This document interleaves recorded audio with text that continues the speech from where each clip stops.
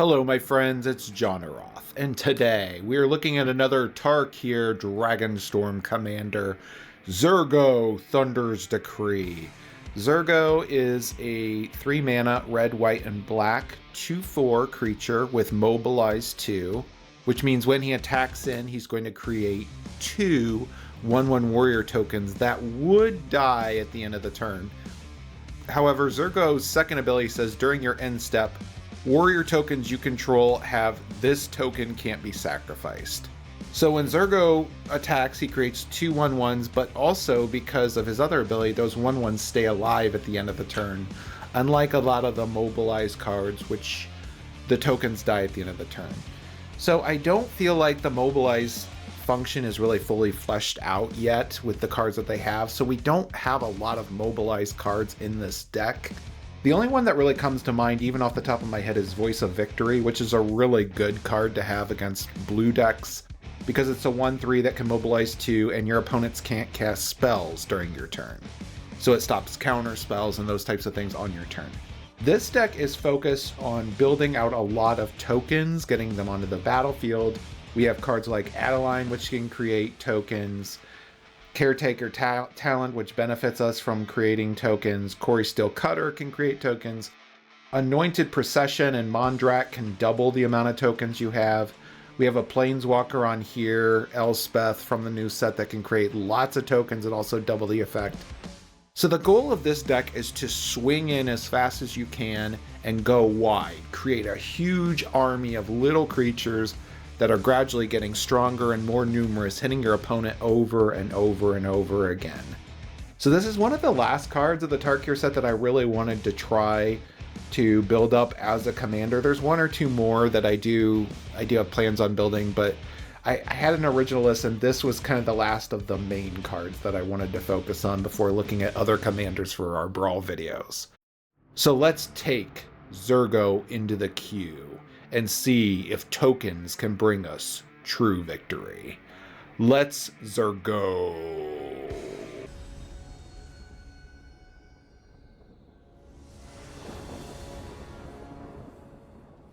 Very first game is against Pantlaza. We do get to go first. I do see some card draw and removal in this hand, so we are going to keep this.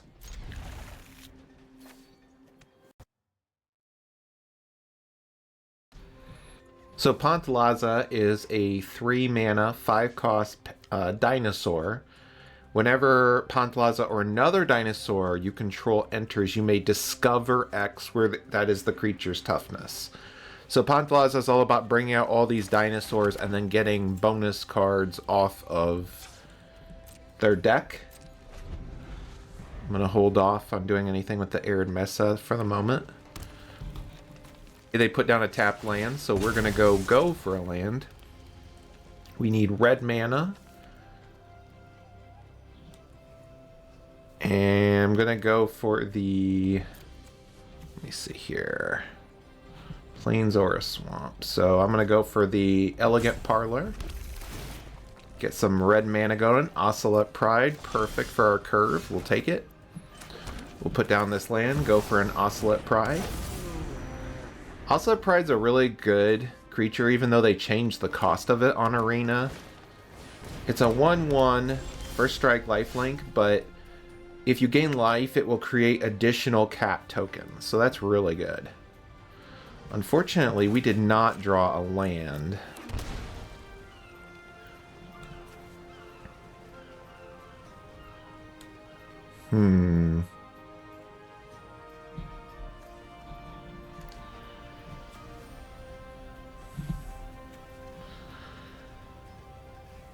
I think I'm going to go for Call of the Ring here.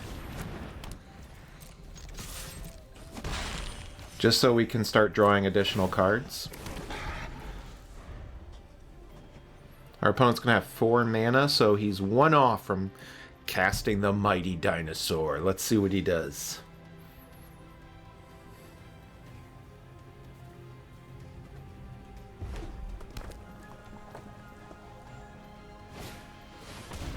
He summons a Thrashing Brontodon. He could sacrifice that to get rid of the Call of the Ring.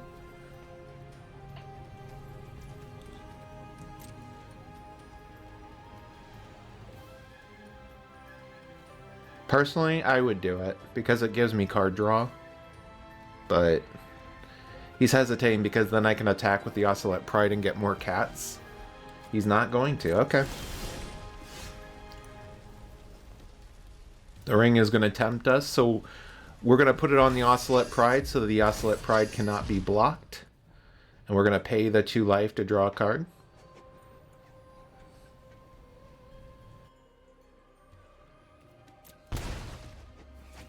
We got another land, which is perfect. So he can't actually block the Ocelot with the dinosaur because of the ring. It has to be blocked by a creature of the same power or less. I don't think our opponent knew that. Yeah, I don't think he knew that.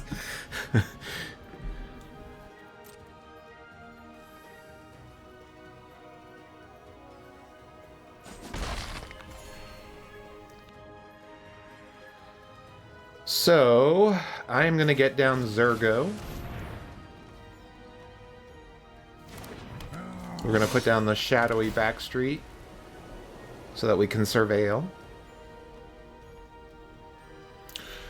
Anointed Procession is pretty good, actually. It's going to double our tokens if we get that onto the battlefield. I'm betting on his turn he's going to cast Pantlaza. We'll see, though.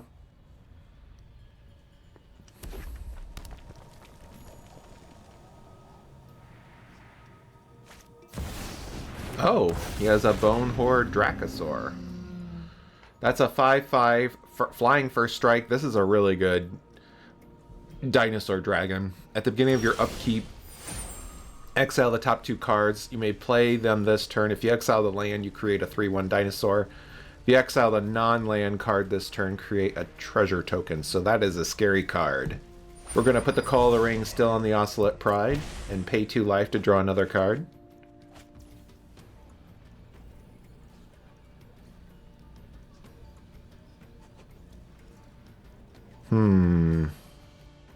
I really want to get down the Anointed Procession, but the Bone Horde Dracosaur is going to be a problem if we let him live. Let's put down the Sacred Foundry. I'm going to get rid of the Dracosaur. We're going to swing in with everything because the Thrashing Brontodon can't kill anything except the 1/1 tokens. Okay, we have to discard a card. I'm going to discard the... This is tough. I don't really want to get rid of any of these, quite honestly. I'm going to discard the Sentinel.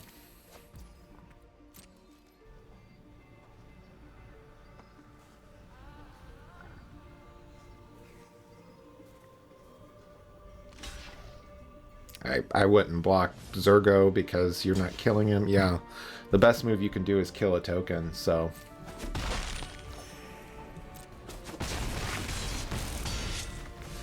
We got him down to 17. I'm going to use the Fatal Push to get rid of the Thrashing Brontodon. Zurgo's going to let us keep our tokens, and we're going to make more tokens.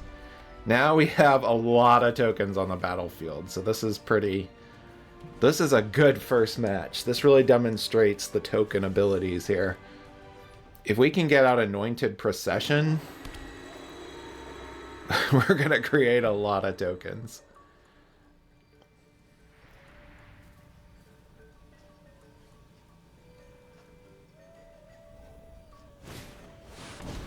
Our opponent summons Merwari's Wake to double his mana. Wow. We're going to use the Call of the Ring, which has proven to be an all-star here. Get us some more cards. Put down a land. Gonna definitely get the Anointed Procession onto the battlefield. We're gonna use Shieldred's Edict to destroy the Fanatic. We're gonna swing in with everything.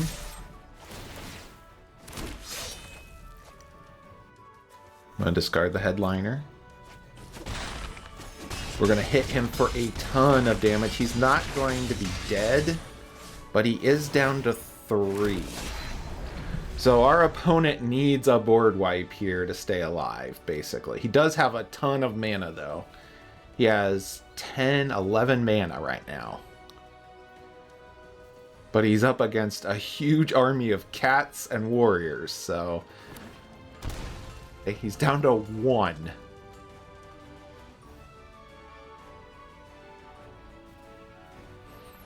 The only way he gets out of this is if he has a board wipe.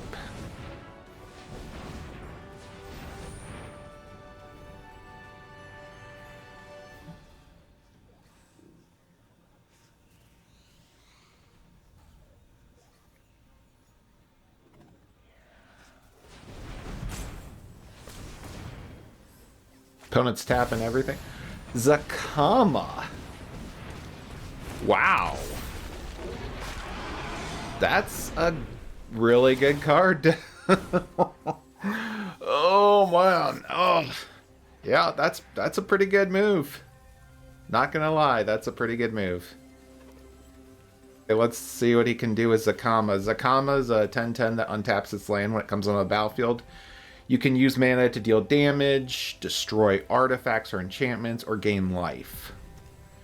We do have a secret weapon up our sleeve. We have Kargan Warleader, which can give +1/+1. So he's going to destroy the Anointed Procession. I'm wondering if our opponent can stay alive.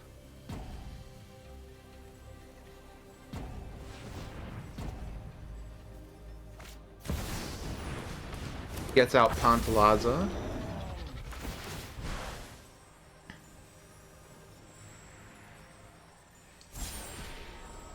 Gets a Llanowar Elf with Pantalaza. He has 5 mana left.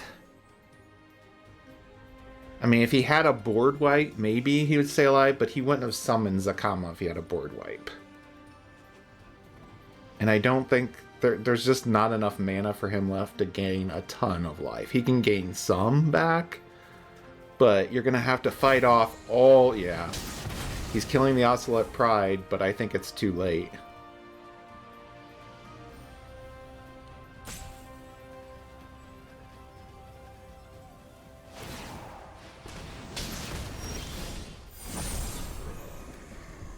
Do 2 damage.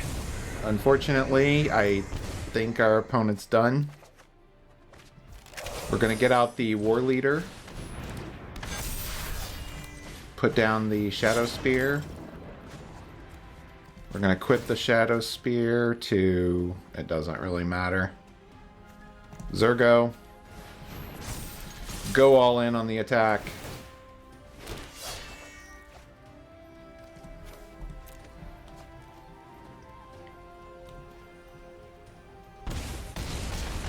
And our opponent gets pummeled to death by tokens. -48. Good game, Pantalaza. Really good first game for Zurgo.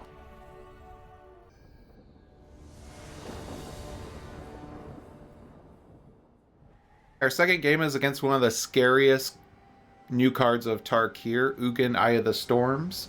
We do have a lot of ramp in this hand, so I am going to keep this. We do get to go first. So, really good hand.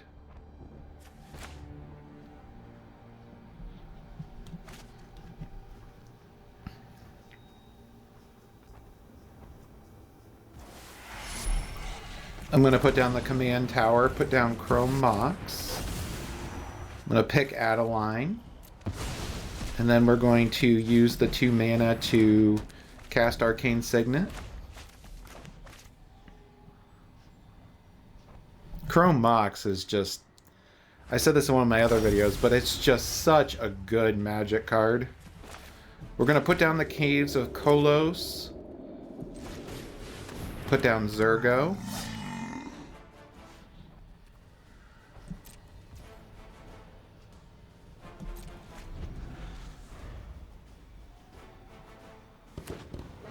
Let's see what our opponent does. He summons a Cold Steel Heart. Perfectly fine.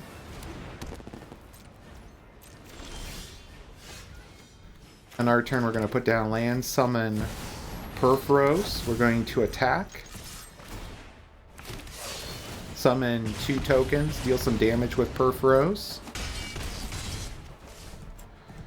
Then what we're going to do is use a very underrated magic card that I don't see enough people really play. And that's Orim's Chant. We're going to put a stop at the beginning of his turn because I'm going to use it on his turn. What I'm going to do now is on his turn, I'm going to cast Orim's Chant on him so he cannot cast any artifacts. He can put down a land, but that's basically all he'll be allowed to do. Opponent's eyeing his Crawling Barrens to see if he has enough mana to use it. And yeah, he scoops.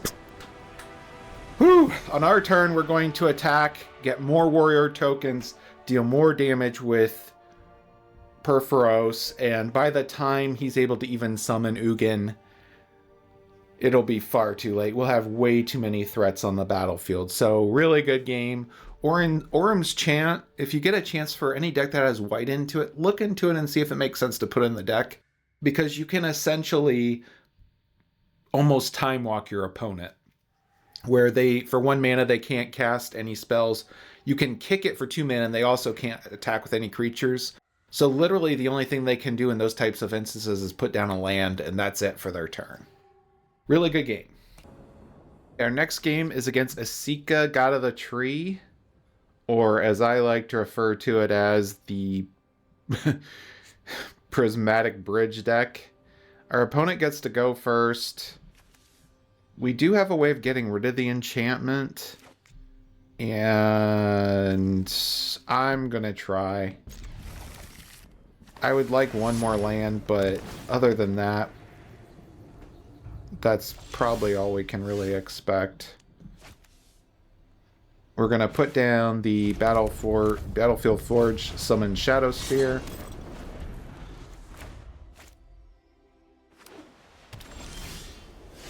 We're going to put down the Inspiring Vantage and summon the Quarry Steel Cutter.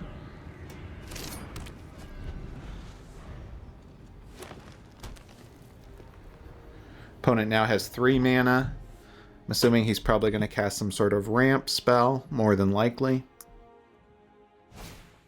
Yep, Replicating Ring, so he's at 4 mana. We're going to cast Fable of the Mirror Breaker.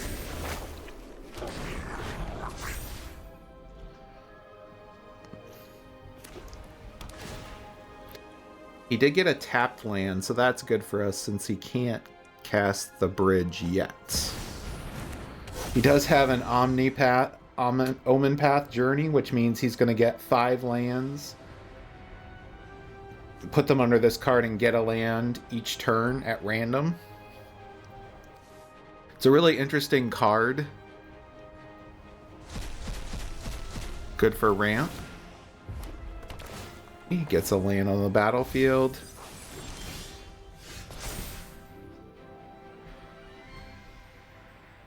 I'm going to discard the Lightning Bolt and the Sulphur Springs to try to get some more cards. Okay, we did get a Bloodstained Mire. I'm going to summon our commander.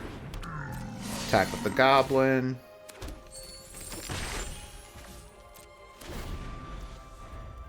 Let's see what he does.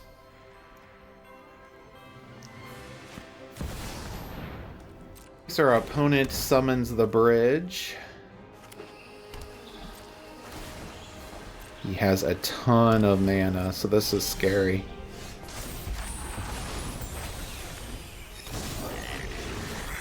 Okay, first thing I'm going to do is cast Get Lost on the bridge.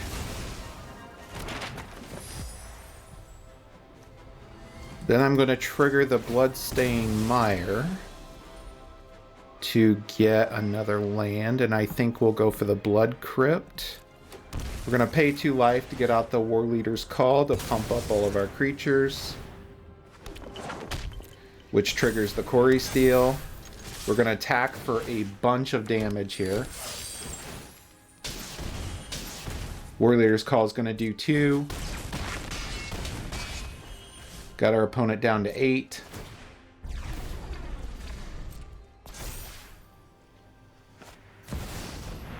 Sarah's Emissary. Wow. He chooses creatures so that he can be protected from creatures. However, we actually do have a solution here. He put all his hopes on the Sarah's Emissary to protect him, because while the Sarah's Emissary is out, we can deal no damage to him because of this card. However, we do have a new card from Tarkir that can exile exile the Emissary. We're gonna swing in for a good 15 to 20 damage, and yes, goodbye Prismatic Bridge. I really don't like that card, but it was a very good battle. Good game.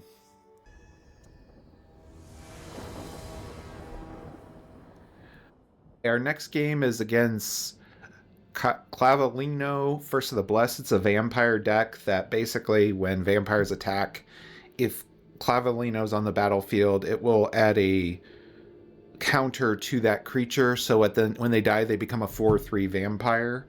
Really interesting commander. Good choice for them. We do have some removal, some early creatures, and we do get to go first, so I am going to keep this hand.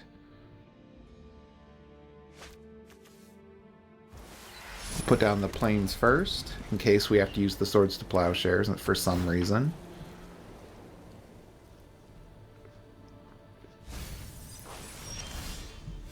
Put down the Blood Crypt. We'll pay to get it out and get Goro onto the battlefield.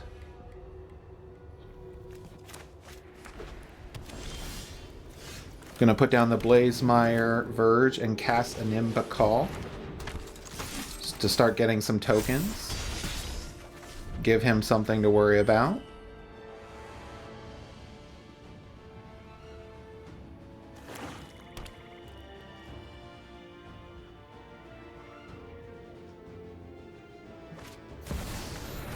Our opponent summons his commander. We're going to get rid of his commander.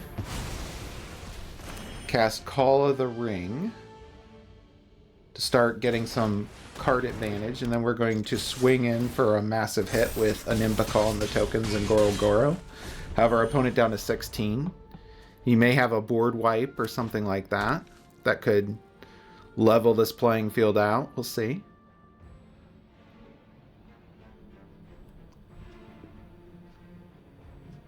Don't have a board wipe. Don't have a board. Oh, they always have it. They always have it. They always have it. Oh man, did you see that? Well, we're gonna cast Fable the Mirror Breaker to get out a Goblin Shaman. Pass the turn.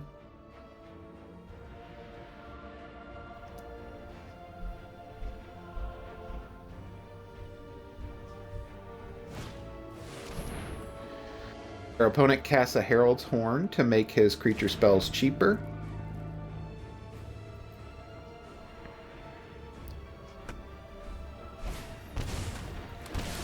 He reanimates the Preacher.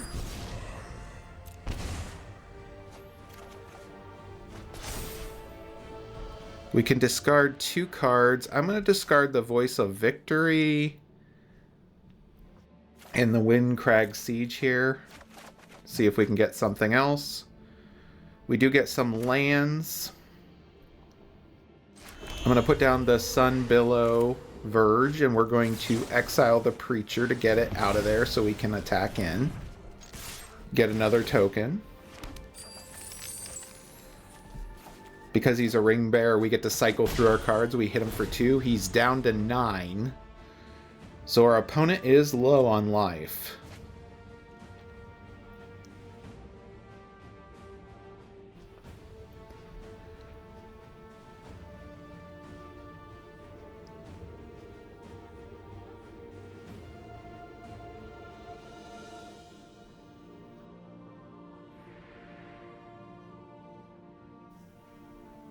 Our opponent can bring his commander back out,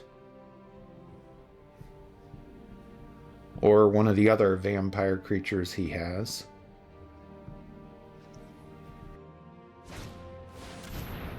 He summons a coalition construct.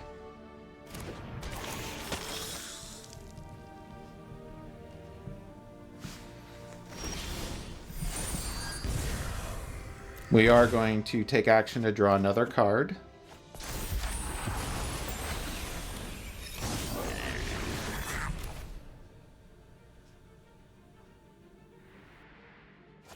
We're going to put down a land. We're going to summon Adeline. We're going to get rid of the coalition construct to keep the pressure on him. We're going to swing in. Get some more treasure. We'll discard the land because I don't think we need it. Then we're going to cast Thoughtseize to take a look at his hand and see if he has anything. Wow.